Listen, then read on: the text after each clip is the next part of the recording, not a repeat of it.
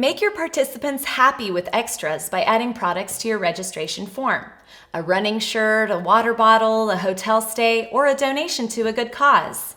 Atleta makes it possible. Adding products to your form is very easy. Go to your event, click on the Products tab and choose Add Product. Choose a name, price, and click on Add Product.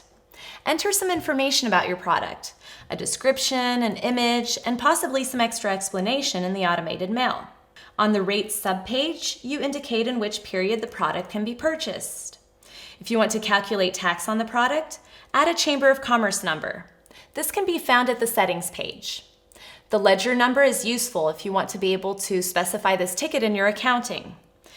This way, you know exactly the profit per ticket or product. With restrictions, you indicate a capacity. Add an invitation code to protect the product with a code. Fill in a code and the product is only buyable by people with this code. You can use the generator to create thousands of unique codes. Indicate for which tickets the product should be shown. This way you can show different products per ticket. With product variants, you can add, for example, different sizes or colors. Atleta manages your stock. Click on the Save Product button and go to View Checkout. The product has been added. Do you want to add more products? Then repeat this step.